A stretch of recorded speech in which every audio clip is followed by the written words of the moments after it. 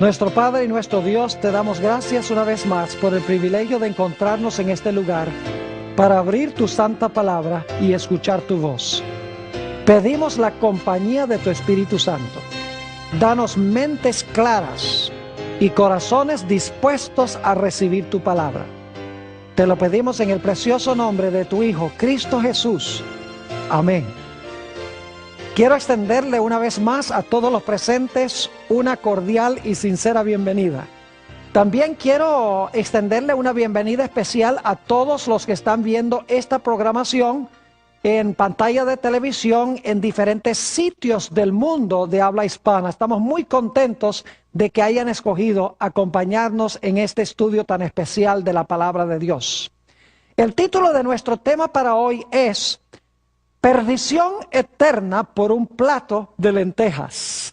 Ahora, para aquellos que están versados en las Escrituras, saben que vamos a hablar de la experiencia de Jacob y Esaú.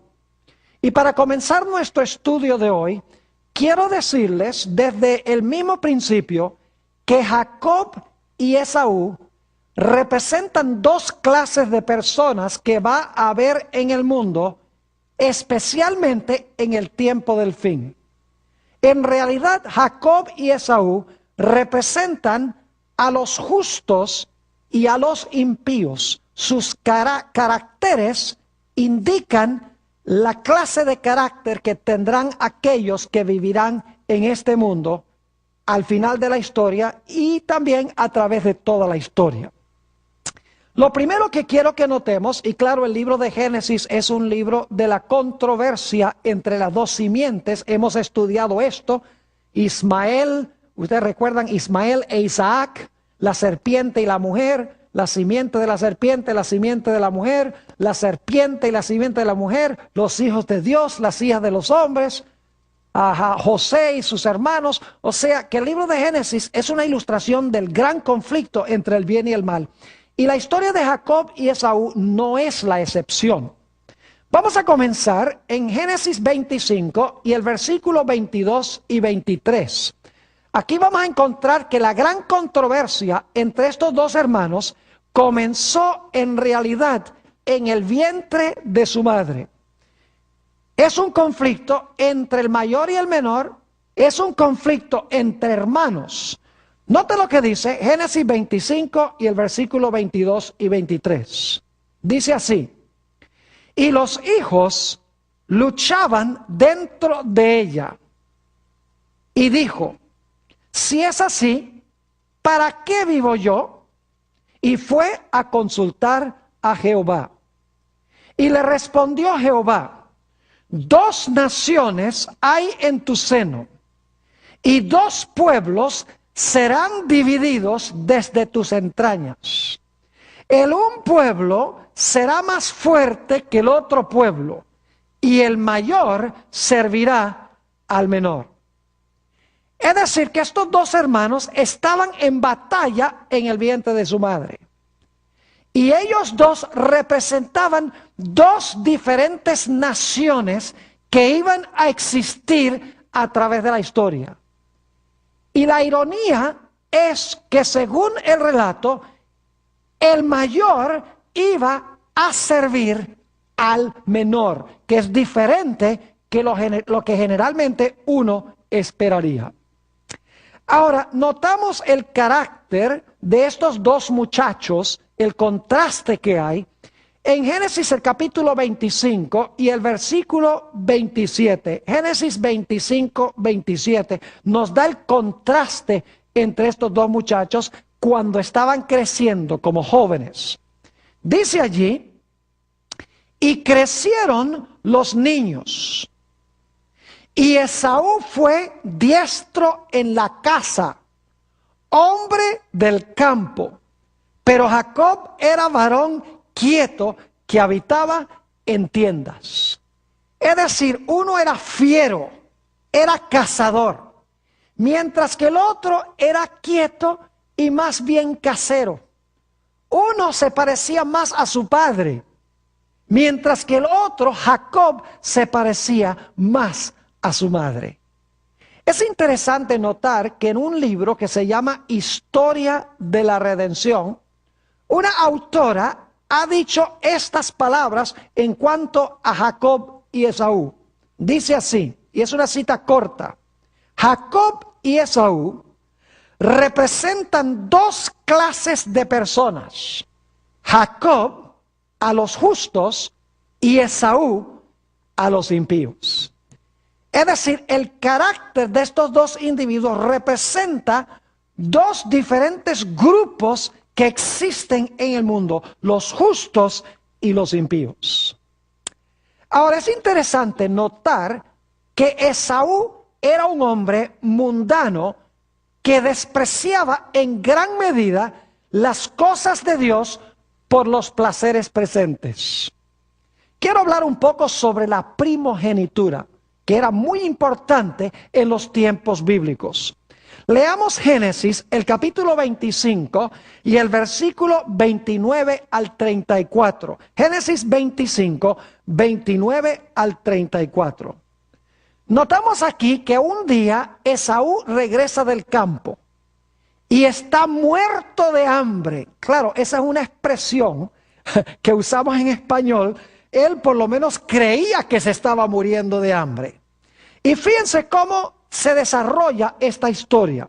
Dice allí: y guisó Jacob un potaje, y volviendo Esaú del campo, cansado, dijo a Jacob: te ruego que me des a comer de ese guiso rojo. En realidad eran lentejas, pues estoy muy cansado. Por tanto fue llamado su nombre Edom. Edom significa bermejo o significa rojo. Y Jacob respondió: véndeme este día tu primogenitura. Entonces dijo Esaú: he aquí, yo me voy a morir. ¿Para qué pues me servirá la primogenitura? ¿Ustedes creen que en realidad Esaú se estaba muriendo de hambre? ¿Que no hubiera podido durar un poco de tiempo hasta que su madre le hiciera algo de comer? En realidad no se estaba muriendo de hambre, pero para él era más importante llenar su estómago que la primogenitura. Ahora, debemos preguntarnos, ¿por qué era importante la primogenitura? Por tres razones. En primer lugar, porque el primogénito recibía una doble porción de lo que poseía el padre. Y también era el gobernante de la casa, el jefe de la casa. En segundo lugar, el primogénito tenía derecho de ser el sacerdote o el dirigente espiritual de su hogar. Y en tercer lugar, y este era el más importante, el primogénito tenía el privilegio de ser el progenitor o el antecesor del Mesías.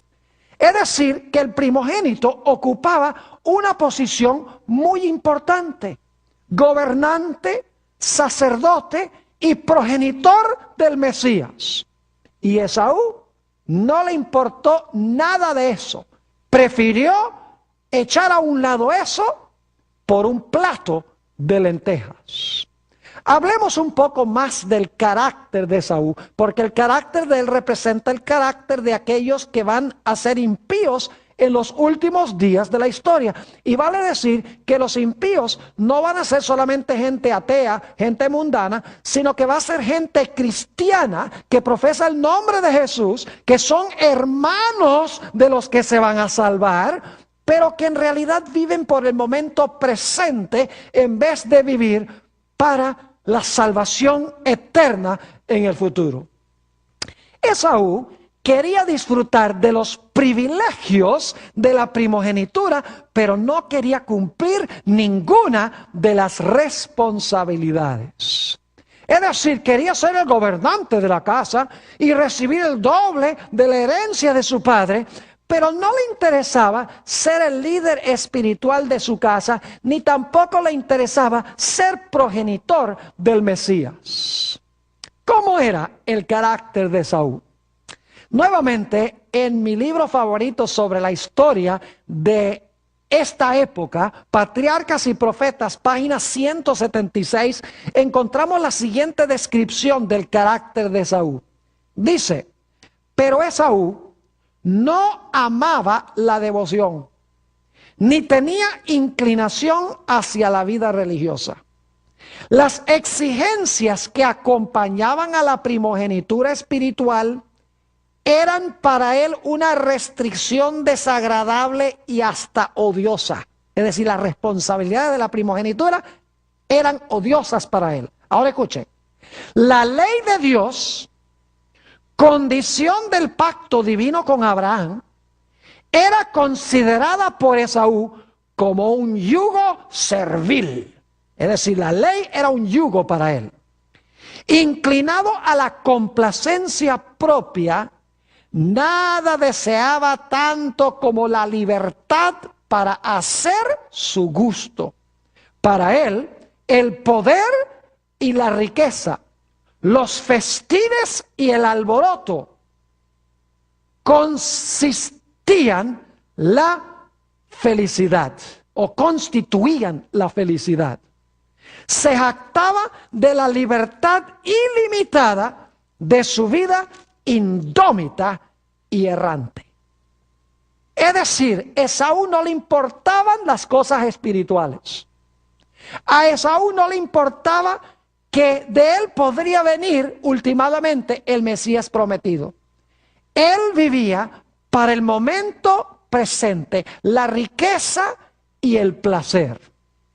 Es más, Esaú se caracterizaba por ser desobediente a su padre. Fíjense que el padre le había dicho a Jacob que cuando tomara esposa, la tomara de entre el pueblo de Dios. Pero Esaú, cuando él escuchó que su padre le dijo a Jacob, toma mujer de entre el pueblo de Dios, Esaú dijo, yo no tengo que hacerlo. Y él fue en descarada desobediencia en contra de su padre y tomó mujeres de Canaán. Es decir, era un rebelde contra la voluntad de Dios. Note lo que dice Génesis 28 y el versículo 6 al 9. Dice allí, en Génesis, el capítulo 28, 6 al 9, y vio Esaú cómo Isaac había bendecido a Jacob y le había enviado a Padán Aram para tomar para sí mujer de allí. Y que cuando le bendijo le había mandado diciendo, no tomarás mujer de las hijas de Canaán.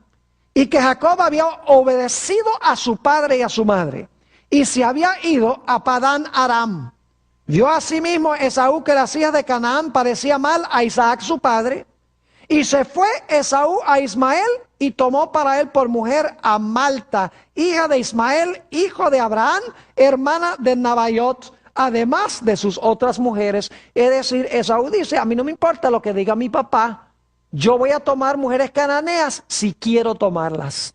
Eso caracterizaba a Esaú, rebelión contra sus padres y rebelión contra la ley de Jehová y viviendo por el momento presente. Ahora, hay un dato muy interesante en cuanto a Esaú, y es que con él se identifica constantemente el color rojo. No voy a leer los versículos, pero los voy a mencionar, a donde constantemente el color rojo se relaciona con Esaú. En primer lugar, en Génesis 25, 25, dice que Esaú nació rojo, porque era velludo, es decir, tenía pelo rojo en todo su cuerpo. Es interesante notar también que se le llamó su nombre Edom. Además de llamarse Esaú, se llamó Edom. Y Edom significa ¿qué cosa? Significa bermejo o rojo. Es interesante también que, como leímos, Esaú vendió su primogenitura por un potaje de lentejas ¿de qué color? Rojas. Interesante. Además de eso, los mejores lagares que había en ese lugar se encontraban en Edom y en Bosra, lagares a donde se hacía el vino rojo. Además de eso, a través de todo el Antiguo Testamento, Edom que es otro nombre para Esaú, se identifica con el derramamiento de sangre. No tenemos tiempo de leer todos los versículos, pero les voy a mencionar algunos de los rasgos de carácter de los edomitas, descendientes de Esaú. En primer lugar, encontramos que los descendientes eran arrogantes y orgullosos. Pueden encontrar eso en Jeremías 49 y el versículo 6. En segundo lugar, era gente cruel, supremamente cruel. Abdías 3 nos dice eso. Eran además de eso vengativos. Ezequiel, el capítulo 26 y el versículo 12 dice que les encantaba la venganza. Además de eso eran idólatras. Según dice Segunda de Crónicas 25 y el versículo 10 y el versículo 14, hablando de un individuo que era supremamente idólatra. Encontramos también que eran supersticiosos. Jeremías el capítulo 27 y el versículo 3 y el versículo 9 estaban llenos de superstición. Además de eso, Ezequiel el capítulo 27 y el versículo 20 dice que eran tramposos en los negocios. No les gustaba la honestidad en los negocios. Además de eso, dice en 1 Samuel 22, 18 que eran traidores de sus hermanos, es decir, entregaban libremente a sus hermanos a sus enemigos. Así era el carácter de Esaú y de los idumeos. Ahora es interesante notar cómo se desarrolla esta trama. Nos dice que llegó el momento en que Isaac iba a bendecir a Esaú para darle la primogenitura, aunque Esaú legítimamente la había vendido, pero parece que eso no se podía hacer ante la vista de Dios. No era legal el negocio que habían hecho. Entonces Isaac le dijo a Esaú: ve y mata el animal y tráeme la comida para que yo te pueda bendecir. Y Jacob y la mamá están escuchando. Y la mamá dice, Raquel dice: mira, se está poniendo muy cerca esta cosa, aunque Dios dijo que el mayor iba a servir al menor. Llegó el momento, tenemos que hacer algo. Y por lo tanto ustedes conocen la historia. Jacob y su madre tramaron un engaño para Isaac, haciendo que Jacob pareciera que fuera Esaú, para entonces quitarle la bendición a su hermano. Isaac bendijo a Jacob. Y poco después llega Esaú y le dice a su padre: padre, he traído la comida para que pronuncies sobre mí tu bendición. Y le dice Isaac: siento mucho, hijo, pero ya bendije a Jacob. Nota lo que dice en Génesis 27 y el versículo 37. Lo que dijo Isaac a su hijo Esaú. Dice: Isaac respondió y dijo a Esaú: he aquí yo le he puesto por señor tuyo, y le he dado por siervos a todos sus hermanos. De trigo y de vino le he provisto. ¿Qué pues te haré a ti ahora, hijo mío? Es decir, el menor recibió la primogenitura, tal cual lo había dicho Dios. Ahora, debo decirles que esto no fue una decisión arbitraria de Dios. Algunos piensan que cuando ellos nacieron, Dios dijo: arbitrariamente el mayor va a servir al menor. Dios sabía cuando nacieron qué elecciones ellos iban a hacer. No es que Dios está determinando lo que está pasando, sino que Dios sabe las decisiones que ellos van a tomar, que va a determinar lo que va a suceder. Ahora es interesante notar la reacción de Esaú cuando se dio cuenta que su padre le había dado la bendición a su hermano Jacob. Génesis 27 y el versículo 34. Fíjense que se arrepintió Esaú. Dice allí: cuando Esaú oyó las palabras de su padre, clamó con una muy grande y muy amarga exclamación. Y le dijo: bendíceme también a mí, padre mío. Y en Génesis 27 y el versículo 38 encontramos las lágrimas amargas de Esaú. Dice allí en el capítulo 27, 38, y Esaú respondió a su padre: ¿no tienes más que una sola bendición, padre mío? Bendíceme también a mí, padre mío. Y alzó Esaú su voz y lloró.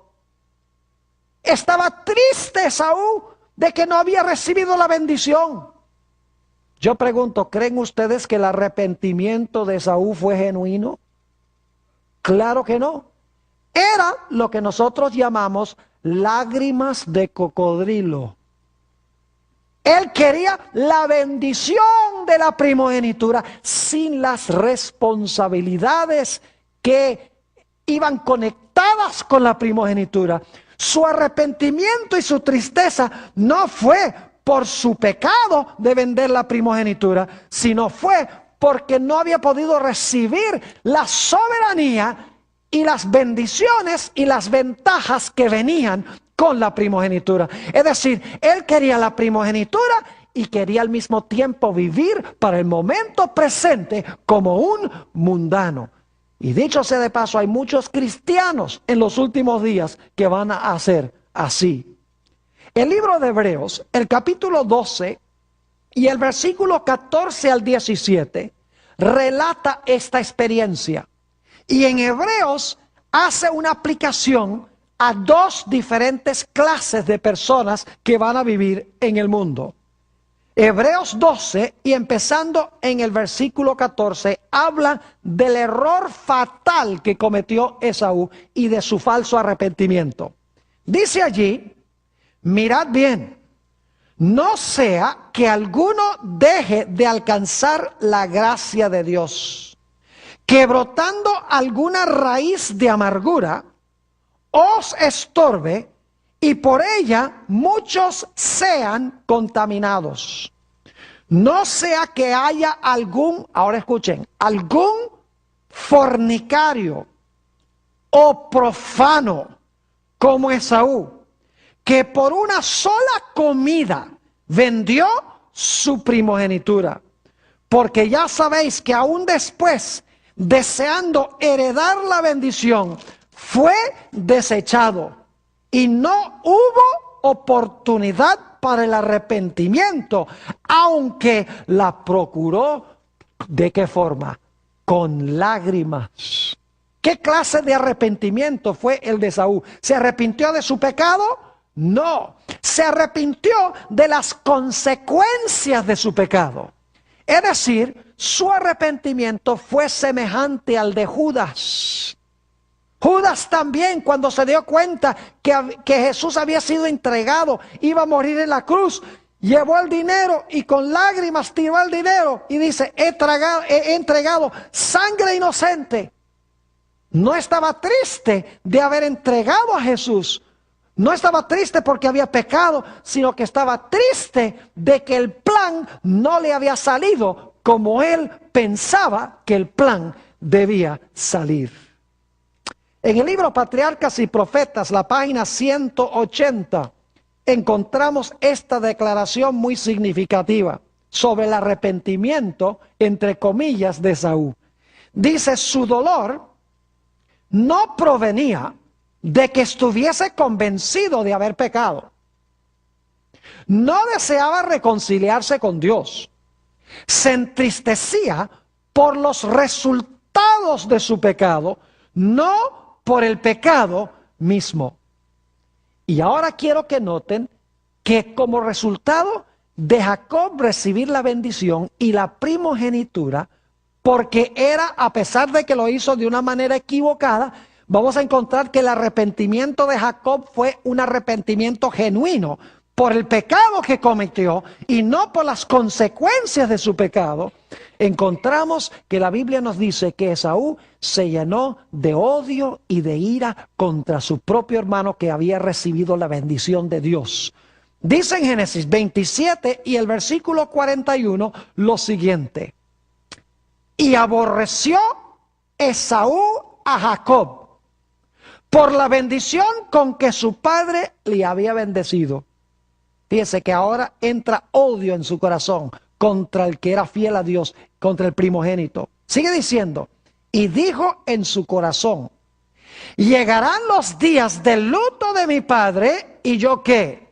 Y yo mataré a mi hermano Jacob. Yo pregunto, ¿aquí hay odio entre un hermano y otro? Esta es una guerra entre hermanos que comenzó en el vientre de la madre, entre uno que era dócil y que tenía un carácter afable, un carácter puro a pesar del pecado que cometió, y el otro cuyo arrepentimiento era falso, que era mundano, que vivía por el momento presente, profano, fornicario, como dice en Hebreos el capítulo 12. Una guerra entre dos diferentes clases de personas, el mundano queriendo matar al que estaba en armonía con Dios.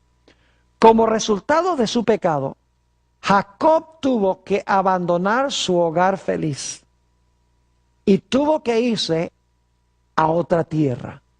Note lo que dice en Génesis 27 y el versículo 43 sobre esto. Su madre le habla y dice lo siguiente: ahora pues, hijo mío, obedece a mi voz, levántate y huye a casa de Labán, mi hermano en Harán, y mora con él algunos días hasta que el enojo de tu hermano se mitigue.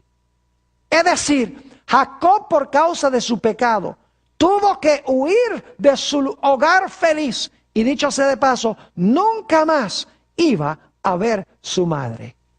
Por causa de su pecado, tuvo que irse de su casa. Y luego Jacob, después de viajar por un par de días, llegó a un lugar que luego se llamó Betel. Se acostó con su cabeza sobre unas piedras. Y dice la Biblia que tuvo un sueño. Y en ese sueño vio el cielo abierto, una escalera apoyada en la tierra que alcanzaba hasta el alto cielo. Y Dios estaba arriba de la escalera. Y subiendo y bajando por la escalera había ángeles de Dios. De esta manera Dios le estaba diciendo a Jacob: Jacob, aunque tú pecaste, aunque tú hiciste mal en engañar a tu padre y robarle la primogenitura a tu hermano, quiero que sepas que hay esperanza para ti, porque tú te has arrepentido de verdad por lo que tú has hecho. Te doy la seguridad del perdón, porque te has arrepentido de verdad de tu pecado. Es decir, el abismo entre el cielo y la tierra ya no existe para ti. Hay comunión entre el cielo y la tierra. Y dicho sea de paso, esa escalera, según San Juan 1:51, representa al Señor Jesús. Dice ahí en San Juan 1 y el versículo 51 lo siguiente: Jesús hablando con Natanael, y le dijo: de cierto os digo, de aquí en adelante veréis el cielo abierto y a los ángeles de Dios que suben y descienden sobre el Hijo del Hombre. Es interesante notar que Jacob, ahora que tiene que irse de su feliz hogar, irse de donde está su padre y a donde está su madre, a una tierra lejana y extraña, termina en la casa de un personaje malévolo llamado Labán. Ahora es interesante estudiar el carácter de Labán. No tenemos tiempo de analizar todo el carácter de Labán, pero les voy a mencionar solamente algunos de los rasgos de él. Ustedes pueden leer la historia como se encuentra entre Génesis 28 y Génesis 34 aproximadamente. Pero si ustedes miran, el carácter de Labán es muy parecido al carácter de Satanás. Porque él es un individuo que es un engañador, es un estafador, es un ladrón.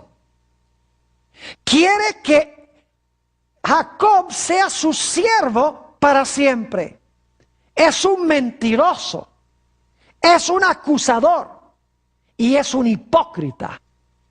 Quiero que leamos de Génesis 31, 26 al 29, algunos detalles en cuanto a Labán. Esto es cuando Jacob se iba a ir de la casa de Labán y se estaba llevando a las dos hijas de Labán, con quienes se había casado.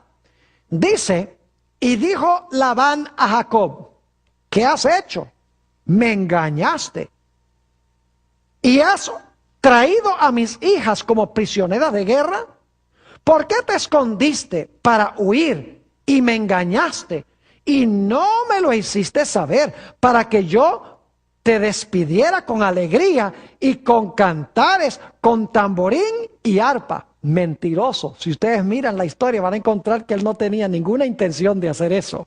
Sigue diciendo, pues ni aún me dejaste besar a mis hijos y a mis hijas. Ahora locamente has hecho. Poder hay en mi mano para hacerte mal. Es decir, tenía ganas de hacerle mal a Jacob. Dice, mas el Dios de tu padre me habló anoche diciendo, guárdate que no hables a Jacob descomedidamente. El carácter egoísta, mentiroso, lisonjero y deshonesto de Labán se encuentra también en Génesis el capítulo 31 y el versículo 41 y 42.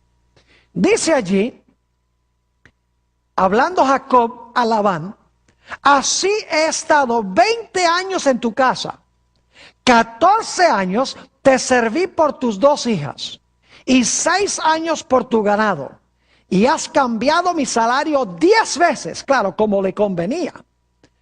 Y sigue diciendo, si el Dios de mi padre, no dice el Dios de él, el de Labán, sino el Dios de mi padre, Dios de Abraham y temor de Isaac, no estuviera conmigo, de cierto me enviarías ahora con las manos vacías. Pero Dios vio mi aflicción y el trabajo de mis manos y te reprendió anoche. Es decir, el carácter de Labán, cuando se analiza con cuidado, es idéntico al carácter de Satanás. Es decir, Jacob tuvo que abandonar su feliz hogar y se fue a tierra lejana y terminó en la casa de Labán, el engañador, el estafador, el hipócrita. Después de servir Jacob, de haberse ido de su casa por 20 años, llegó el momento en que Dios le dijo, es tiempo de que regreses a tu hogar perdido. Y por lo tanto, Jacob reúne a su familia y emprende viaje de regreso a su hogar perdido, de regreso a Canaán. Cuando llega a las mismas fronteras de Canaán, cuando llega a las fronteras de su hogar, y esto es muy importante porque la tierra de Canaán simboliza en realidad el cielo, es el lugar donde va a habitar el pueblo de Dios. Si ustedes leen Hebreos el capítulo 11, dice que Canaán representaba la ciudad cuyo artífice y constructor es Dios. Es decir, Jacob ahora va a entrar a Canaán e inmediatamente antes de entrar a Canaán, escucha que Esaú, su hermano, quien lo odia porque Jacob ha recibido la bendición, viene contra él con 400 hombres para destruirlo junto con toda su familia. Y como resultado, ahora viene lo que se conoce como el tiempo de angustia de Jacob. Escuchando que viene su hermano para destruirlo, Jacob ahora teme de que él y toda su familia van a perecer. Y por lo tanto ahora Jacob empieza a reclamar las promesas de Dios, porque Dios le había dicho allá en Betel, que significa la casa de Dios, a donde había tenido el sueño de la escalera, Dios le había dicho a Jacob, mira Jacob, yo te voy a acompañar, voy a estar contigo, tú vas a regresar a esta tierra, vas a tener una descendencia tan grande que nadie la puede contar, y mi bendición va a estar contigo. Y ahora Jacob se arrodilla y empieza a recordarle a Dios las promesas que él había dado allá cuando estaba en Betel. Señor, tú prometiste que ibas a proteger mi vida. Tú prometiste de que ibas a traer la bendición. Tú prometiste que iba a tener una gran descendencia. Pero ahora Esaú viene y va a destruir a la familia. Leamos Génesis 32 y el versículo 6. Dice aquí, Y los mensajeros volvieron a Jacob diciendo, vinimos a tu hermano Esaú, y él también viene a recibirte, y 400 hombres con él. Y luego en el capítulo 32, 9 al 12, encontramos la oración de Jacob.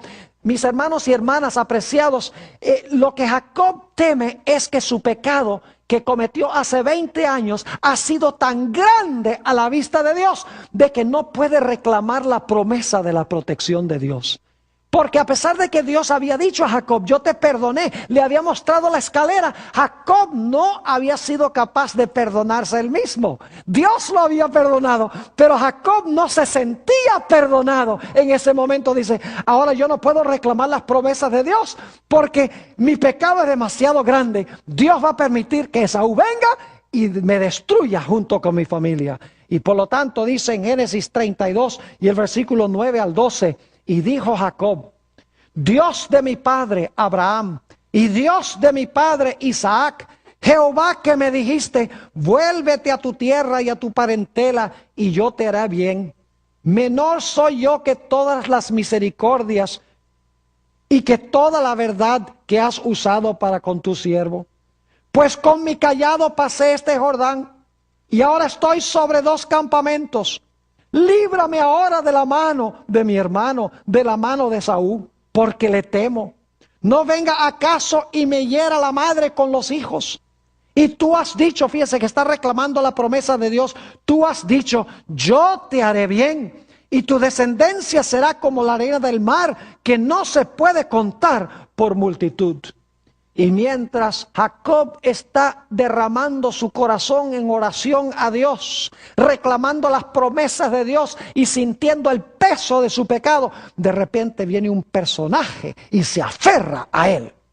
Y Jacob piensa que posiblemente es Esaú o es un enemigo. Y empieza una lucha inmensa entre Jacob y este personaje.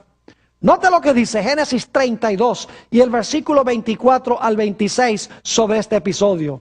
Dice, así se quedó Jacob solo y luchó con él un varón hasta que rayaba el alba, es decir, lucharon toda la noche. Y cuando el varón vio que no podía con él, tocó en el sitio del encaje de su muslo y se descoyuntó el muslo de Jacob mientras con él luchaba. Y dijo, ahora tiene que haber tenido un dolor increíble Jacob, porque se había descoyuntado su muslo. Los que han tenido una experiencia como esta saben que es un dolor intenso. Y sin embargo, este personaje en el versículo dice, y dijo, déjame porque raya el alba. Y Jacob le respondió, no te dejaré, sino me bendices. Ya Jacob sabía que no estaba luchando con un enemigo común y corriente. Estaba luchando en oración y estaba luchando en su vida con Dios mismo, con el personaje que se conoce como el ángel del pacto o el ángel de Jehová. Lo interesante es que ahora el que está luchando con Jacob le va a cambiar su nombre. Saben que en la Biblia el nombre representa el carácter.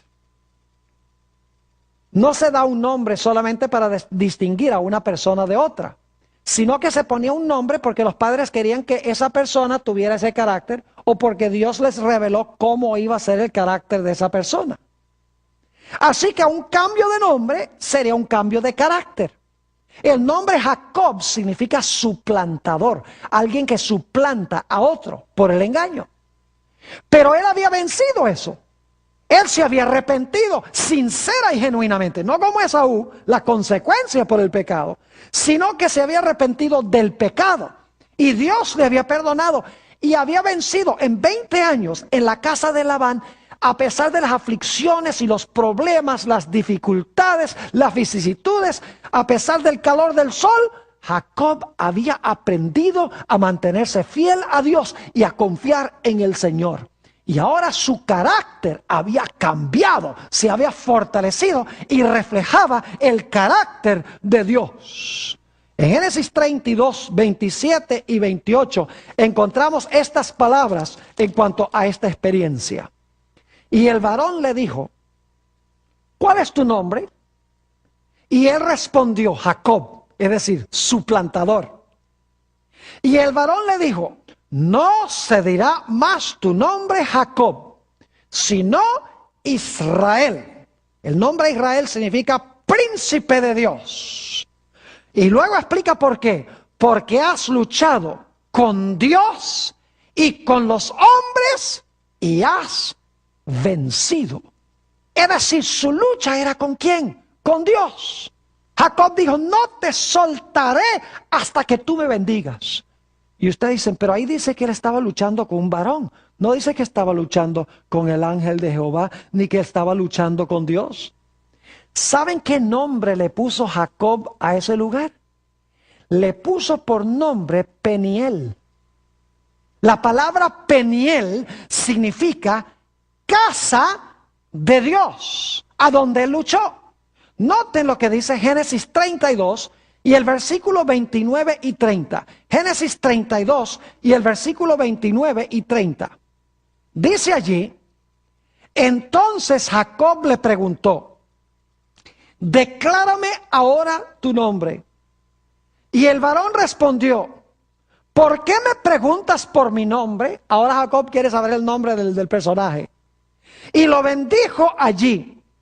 Y llamó Jacob el nombre de aquel lugar Peniel. Porque dijo, vi a Dios cara a cara y fue librada mi alma. Ahora Jacob era victorioso sobre el pecado y sobre el mal y sobre la tentación. Nos hace recordar de Apocalipsis donde dice, el que venciere, el que venciere, el que venciere en cada iglesia. En otras palabras, el que venza la carne, el pecado, el mundo, el diablo, ese individuo tendrá también, vamos a ver, un cambio de nombre porque habrá tenido un cambio de carácter. Ahora, ¿con quién estaba luchando Jacob?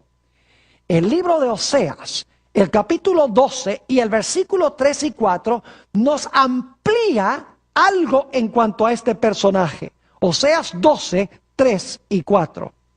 Dice allí, hablando de la experiencia de Jacob, en el seno materno, Jacob tomó por el calcañar a su hermano y con su poder venció ¿a quién? Al ángel. Venció al ángel y ¿qué? Y prevaleció. Lloró y le rogó. En Betel le halló y allí habló ¿con quién? Con nosotros. ¿Saben con quién estaba luchando Jacob?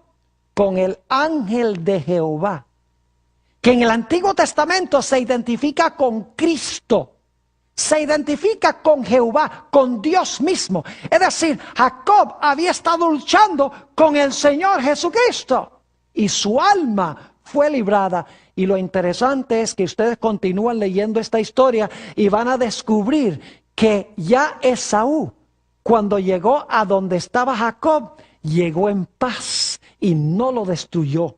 Dios volcó las tablas y en vez de Esaú destruir a Jacob, Dios cumplió sus promesas con Jacob.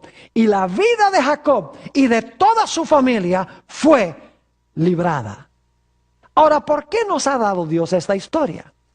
Porque esta historia es una ilustración de la historia del pueblo de Dios, especialmente en los últimos días. Permítame hacer el paralelo.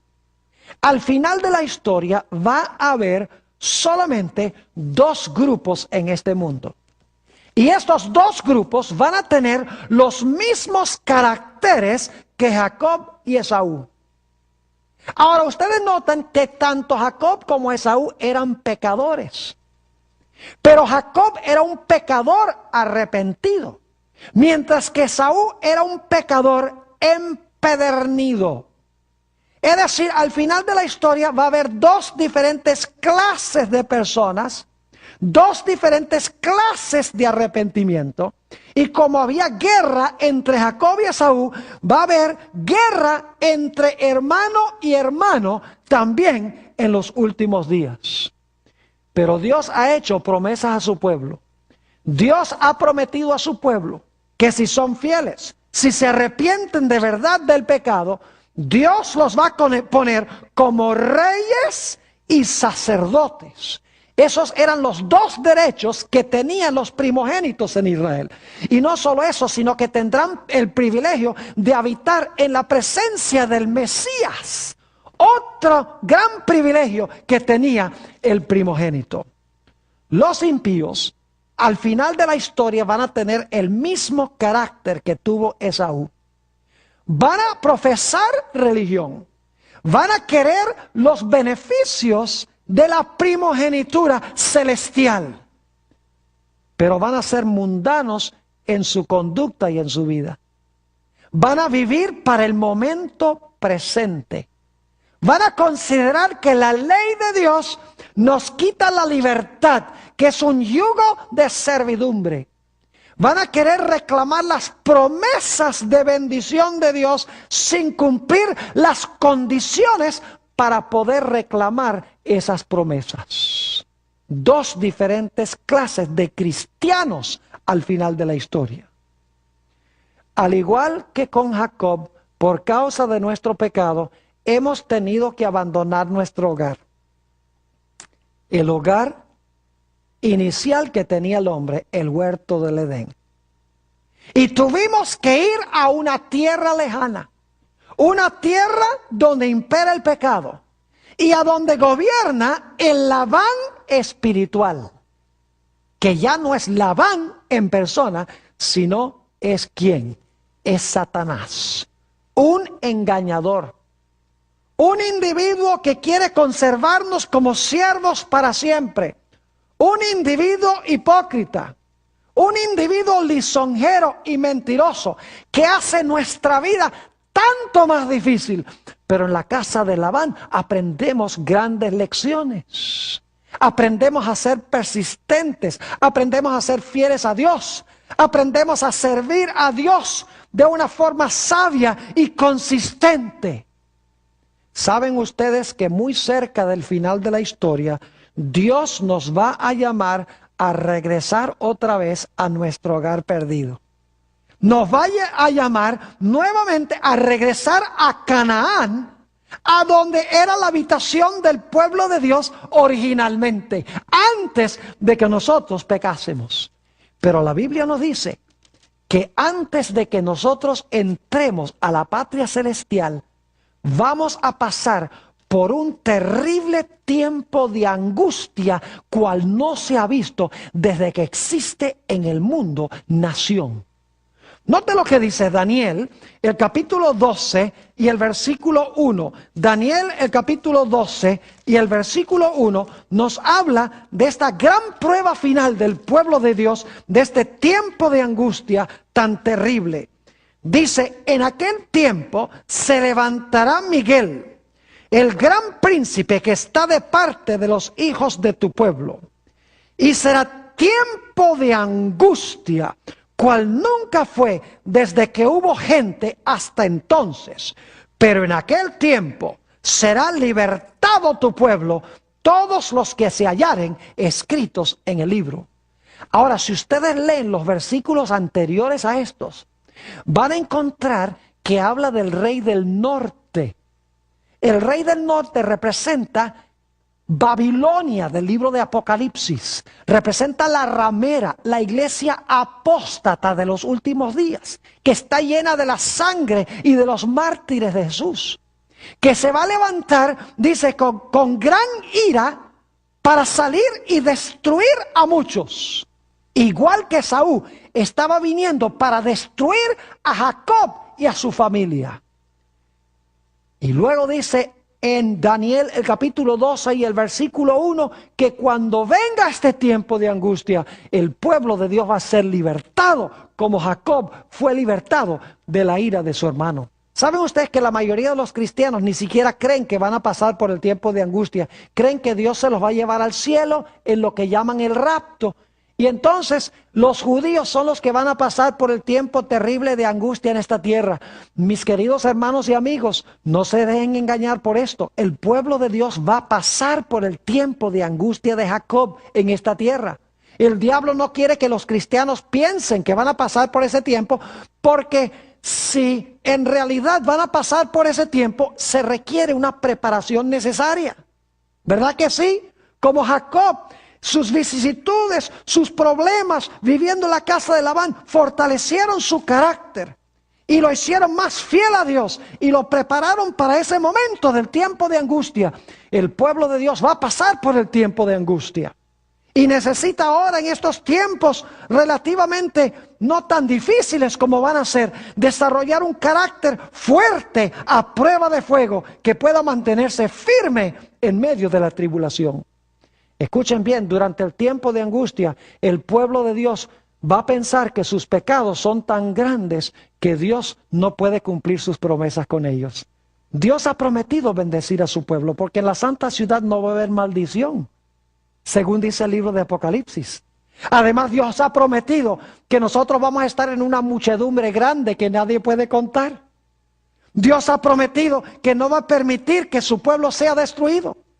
Pero cuando su pueblo pase por esta experiencia tan agonizante en los últimos días, van a tener que descansar en la gracia de Dios y el poder de Dios. Van a tener que luchar con Dios en oración, como la viuda de San Lucas, el capítulo 18, a donde dice que venía y venía y venía al juez para que el juez le hiciera justicia. Y el juez se demoraba y se demoraba y se demoraba. La viuda seguía viniendo, hasta que finalmente el juez dijo: voy a hacerle justicia.